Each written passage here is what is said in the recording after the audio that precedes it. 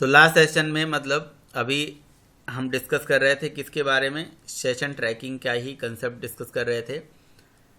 तो session trekking में आपने देख लिया कि भैया सेशन ट्रैकिंग में एचटीटीपी सेशन से कैसे सेशन ट्रैक करा जाता है। ठीक है, देखा आपने ना। तो एचटीटीपी सेशन क्या है राहुल, क्या है ये एचटीटीपी सेशन? मेथड है या इंटरफेस है या क्लास है या वेरिएबल है या क्या है ये? इंटरफेस है सर। हाँ ठीक है, तो मतलब क्लास में हो, गुड। तो इंटरफेस है, इस इंटरफेस की इम्प्लीमेंटिंग क्लास का ऑब्जेक्ट यहाँ पे आता है। ठीक है, और बड़ा आसान है यार। देखो कोई चीज़ पढ़ लिया समझ लिया तो आसान है, नहीं समझा तो कठिन है। तो है कितना आसान, देखो यूआरएल रीराइटिंग में, हिडन फॉर्म फील्ड में कॉम्प्लेक्सिटी थी, यहाँ तो बस एक ही लाइन से ये सेशन ट्रैकिंग हो रही है ना। बस उसका सेट एट्रीब्यूट गेट एट्रीब्यूट चलाओ। Set attributes get attribute session पे भी चलता है, कॉन्टेक्स्ट पे भी चलता है, रिक्वेस्ट पे भी चलता है। अब तीनों में क्या डिफरेंस है जब मैंने आपको पढ़ा दिया है तो समझ गए होगे, नहीं समझ में आया फिर मेरे से पूछो, मैं आपको बताऊंगा। सेशन चेक करना नया पुराना इज न्यू मेथड होता है। सेशन को एक्सपायर करना इनवैलिडेट मेथड होता है।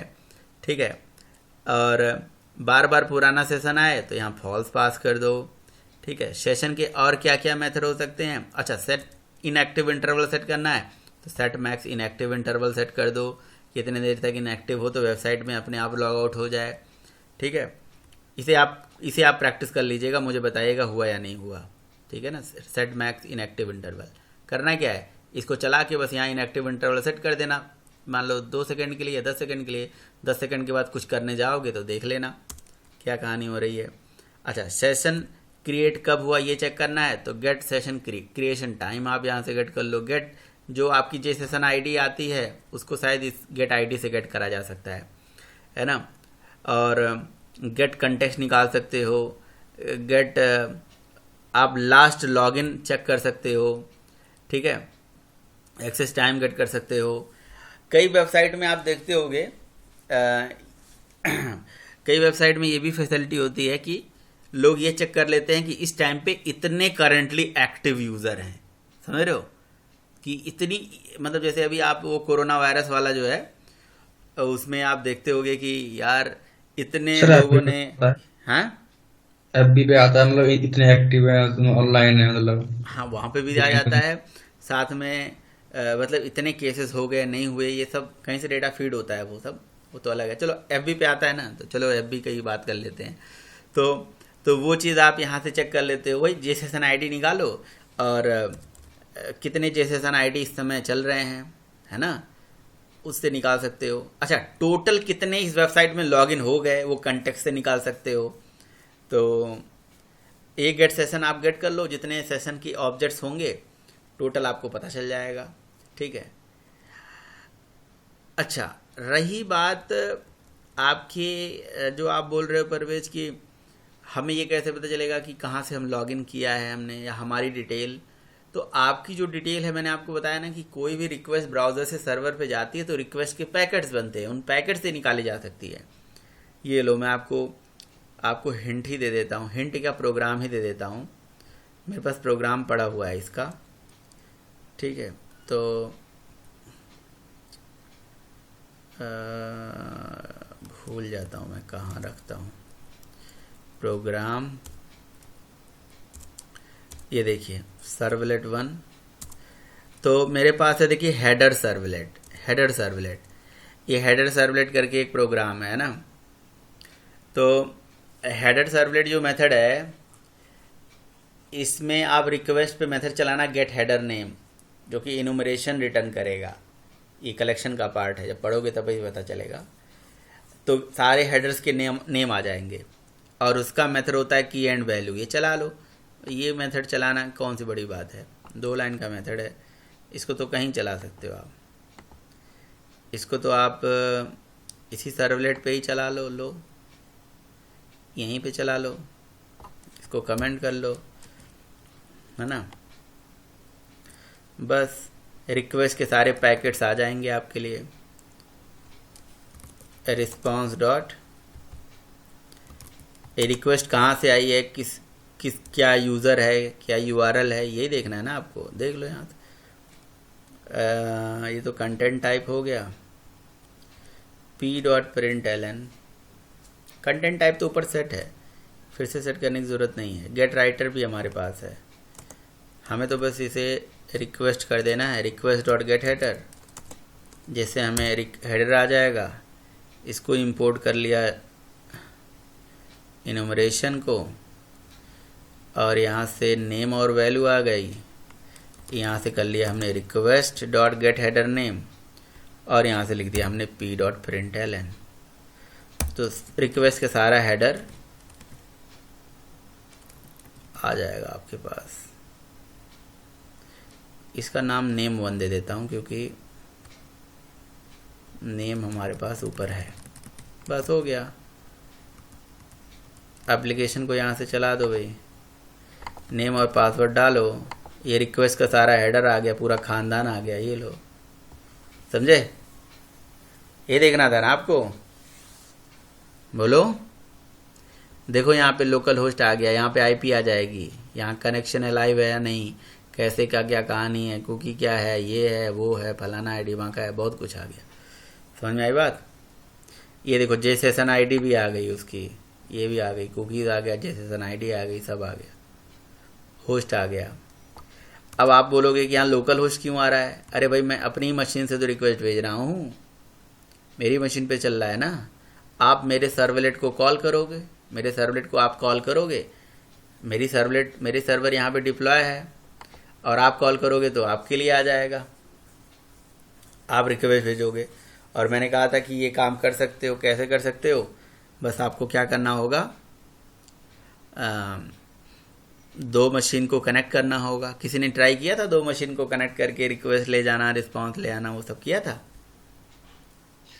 सब मशीन है ना, कहाँ से खोला मशीन तो मैंने कहा था कि तुम कल आना, किसी दिन आना, अगले वीकेंड तुम सुबह सुबह आ जाना, मैं तुम्हारे सामने यहाँ पे करूँगा और दोनों को लाइव कर दूंगा, दोनों लोगों को दिखा दूंगा। सर एक बात सर, यहाँ पर प्लेस भी दिखा था सर, किस प्लेस से लॉगिन होगा बंदा? प्लेस किस जगह से आईपी से पता चल जाता है हाँ, सर। आईपी से फिर ट्रैक कर सकते हो। वो आईपी निकल गया ना, तो आईपी से फिर ट्रैकिंग हो सकती है, वो प्रोग्रामिंग से नहीं होगी। अब आईपी को कहीं डालना पड़ेगा, और मे भी उसकी कोई एपीआई भी होगी। इसको सर्च करोगे नेट पे कि आईपी अगर किसी का निकल गया तो फिर उसकी फ्लेस भी निकल सकती है। अरे यार, किसी भी मशीन की अगर आईपी मिल गई तो लोग पता नहीं लगा लेते हैं कि ये मेल कहाँ से आया है, ये बंदा कहाँ, ये लैपटॉप कहाँ खरीदा था। यस यस सर, पर सर लगा कैसे लेते हैं? पूरा उसका खानदान आ जाएगा फिर। ठीक है ना? तो गेट हेडर से सारी हेडर निकाल सकते हो। मैं आपको बता दूं मेरे पास कौन कौन से सर्वलेट के प्रोग्राम पड़े हुए हैं। जैसे कन्फिग है, कंटेक्स्ट है, डेटाबेस, काउंट यूज़र। सर सारे प्रोग्राम सर सेंड कर दो हमारे पास। हाँ, एक्सेल सर्वलेट है, ठीक है। फिर एक है लोड ऑन स्टार्टअप करके टैग, ये भी मैं टैग आपको बता देता हूँ अभी। अब जिक्र हो रहा है तो बता ही देना चाहिए, और अभी बता दूंगा, आप प्रैक्टिस कर लोगे, आपके पास टाइम रहेगा। तो ये जो लोड ऑन स्टार्टअप करके टैग है ना, ये टैग क्या करता है, यहाँ पे है कहीं लोड ऑन स्टार्टअप यूज किया है? हाँ, यहाँ किया है। हाँ, लोड ऑन स्टार्टअप मैंने 1 यहाँ यूज किया है। तो इसको समझाने से पहले मैं आपसे क्वेश्चन पूछता हूँ। आप मुझे ये बताइए, किसी सर्वलेट का ऑब्जेक्ट कब बनता है? किसी भी सर्वलेट का जो ऑब्जेक्ट होता है वो कब बनता है? जब सर सर्वलेट चलता है सर। सर जब मतलब लोड होता है।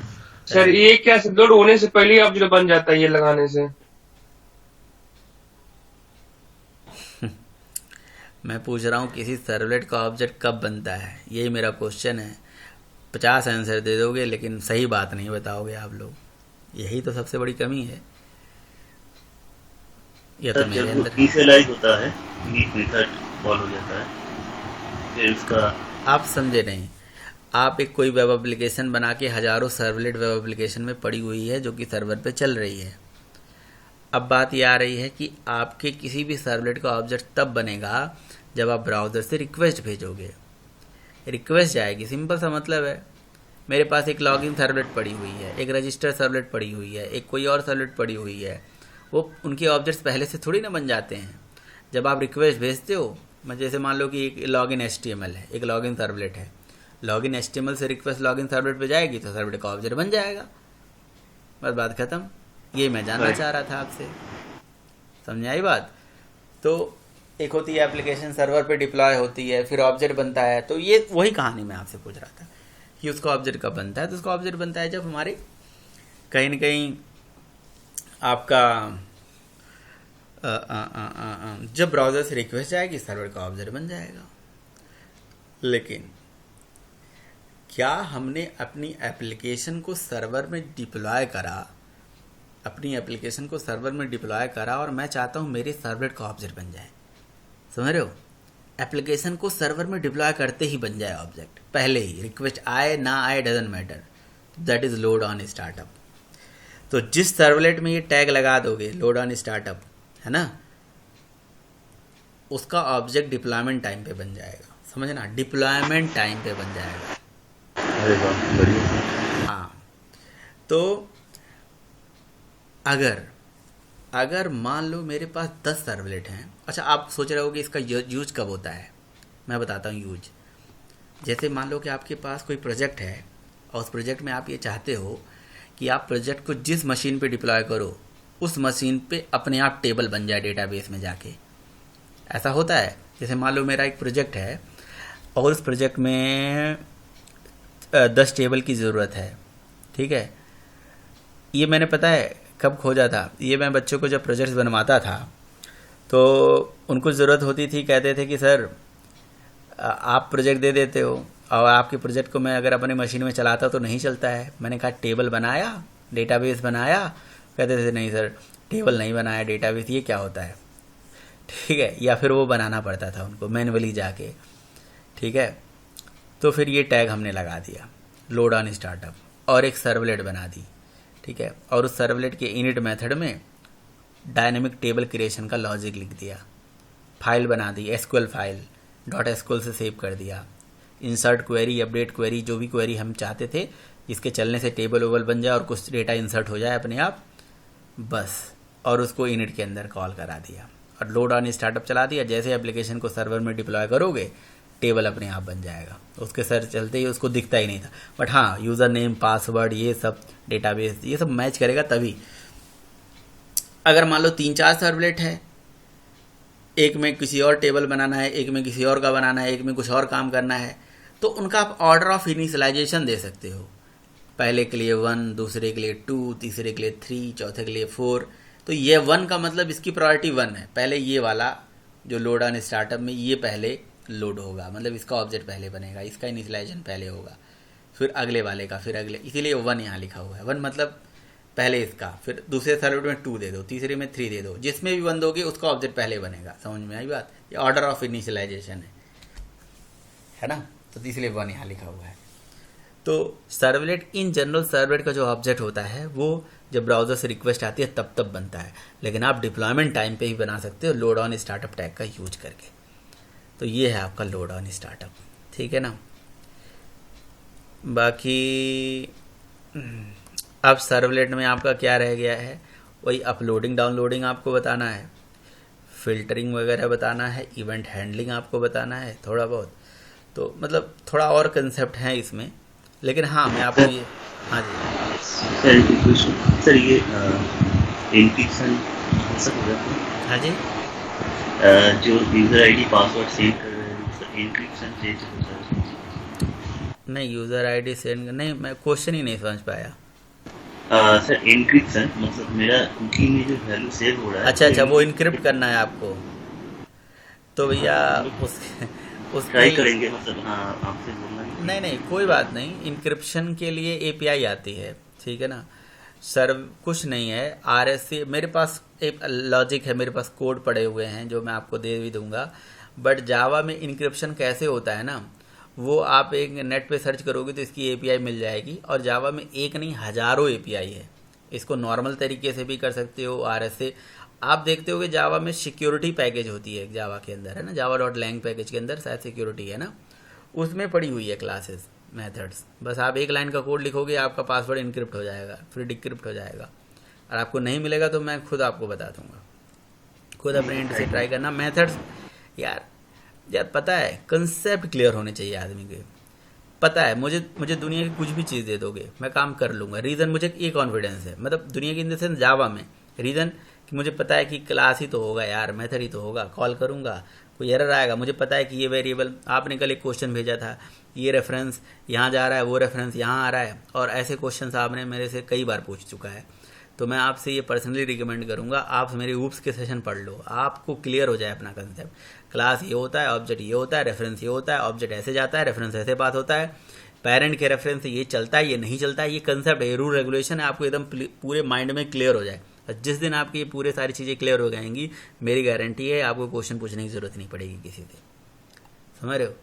आप उस रेफरेंस पे मेथड चला रहे हो, आपका नहीं चल रहा है तो समझ जाओ कि ये इसे नहीं चल रहा है। मैंने उसके उस पर रिप्लाई नहीं किया था, मैंने सोचा था कि आपको पर्सनली मिलकर बताऊंगा, डांटूंगा नहीं, मतलब बताऊंगा, ठीक है, कि आपको ऐसे ऐसे काम करना है। तो आपको मैं ये रिकमेंड करता हूँ पर्सनली, आपको स्पेशल जो सेशन है ऊप्स से पढ़ो, ऊप्स बाकी ना पढ़ो, फंडामेंटल ना पढ़ो, लेकिन कहीं ना कहीं ऊप्स से पढ़ लो। ऊप्स में कि यार ऑब्जेक्ट की क्या रूल रेगुलेशन होता है, इनहेरिटेंस में इसका क्या रूल होता है, इनहेरिटेंस पढ़ लो तो आपको पूरा क्लियर हो जाएगा। और वो चीज़ स्पेशली आप बहुत फेस करते हो, मैंने देखा है आपके वजह से यार ऐसी चीज़ें क्लियर हैं, लेकिन उन चीज़ों पे आपको काम करना है, और सबको काम कर लो जो जिसको भी नहीं आता है, ठीक है। तो बस वही चीज़ है, class API method variable interface. देखो कई बारी मैं ना चीज़ों को बोलता हूँ, आपको ऐसे बताता हूँ और मैं कहता हूँ कि कर लो, आपको मैं भी आपको गुस्सा आता होगा, नाराज़ हो जाते होंगे। मैं आपकी बात नहीं कर रहा हूँ, किसी को भी मैं बोल रहा हूँ, लेकिन मैं आपकी फ्यूचर के लिए बोलता हूँ, हमेशा आप याद रखो। मैं आपको ये बताने की कोशिश करता हूँ यार, किसी दिन मैं नहीं अगर रहूँगा ना आपके साथ, तो आप अपना खुद भी पढ़ सको, खुद भी कर सको। और इसीलिए जब आप खुद अपना करते हो, खुद पढ़ते हो, सेल्फ स्टडी करते हो, हम क्या हैं, गाइड करने वाले लोग हैं यार। मैं आपको पहली क्लास में जो मेरे से पहले जावा पढ़ने आता है उससे बोलता हूँ, या मैं कोई किसी को पढ़ाता नहीं, कोई किसी को सिखाता नहीं है, पढ़ना हमें खुद पड़ता है, सीखना हमें खुद पड़ता है। अब हमें क्या है, हम जब खुद अपना ट्राई करेंगे, खुद हम पढ़ेंगे, खुद सीखेंगे, तो यार हमें और मैं आपसे बोलूं कि मैंने आपको पढ़ा दिया, नहीं नहीं नहीं, ये मेरी मिस्टेक है, ये मेरी गलती है, मैं आपको नहीं पढ़ा दिया, आपने पढ़ लिया, आपने पढ़ लिया। आप पढ़ना ही नहीं चाहोगे तो मैं पढ़ा कैसे दूंगा आपको? बात वही है, समझ आई बात? तो इसीलिए क्या है कि आप सब लोगों को जो मैं काम दूं, जैसे अभी तक वो मैंने एडमिन पैनल वाला काम दिया था, अभी सर्वलेट में इतना काम आपको दे चुका हूं कि आप अगर इसको प्रैक्टिस करो और उससे काम करोगे तो आपको टाइम लग जाएगा। तो प्लीज़ प्रैक्टिस करिए, आपका 1 हफ्ते तक का वो काम है। मुझे कुछ करके दिखाए, कुछ जैसे सुमित ने किया, वो रोल नंबर डाल के यूज़र की डिटेल निकालना, अच्छा लगा मुझे वो, ठीक है ना, कि सर मैंने भी किया। हाँ चलो ठीक है, बढ़िया है, गुड है। हाँ क्या कह रहे हो कुलदीप? सर मैं कह रहा हूँ सर, एक सेशन का एक मेथड है गेट इंस्टेंस। सेशन का मेथड है गेट इंस्टेंस मैंने यूज नहीं किया है वो मेथड, मे भी मुझे लगता है वो सेशन का इंस्टेंस देता होगा। गेट इंस्टेंस का मतलब इंस्टेंस है। सर यहाँ मैं देख रहा हूँ कि सर जावा मेल एपीआई में मेल एपीआई आप मुझे याद दिलाना, नेक्स्ट सेशन में मैं मेल एपीआई पढ़ा दूंगा। और बताओ, ओके सर। नेक्स्ट सेशन में मेल एपीआई पढ़ा दूंगा कि मेलिंग कैसे करी जाती है। और सर ये होगा सर, जो आप बनाते हो सर्वलेट, उसमें जो वर्जन होते हैं 4 वाला हाँ ये भी मतलब मैं पढ़ाऊंगा, ये मैं नेक्स्ट सेशन में ये भी पढ़ाऊंगा आपको, पहले याद दिलाना। तो पहले मैं पढ़ाऊंगा वर्जन वाला, फिर बताऊंगा मेल वाला। वर्जन बहुत ज़रूरी है कि 2 वर्जन और 3 वर्जन में क्या डिफरेंस है, बाकी वर्जन में क्या डिफरेंस है, क्या कहानी नहीं आ चुकी है सर्वलेट में, ठीक है। Yes yes. तो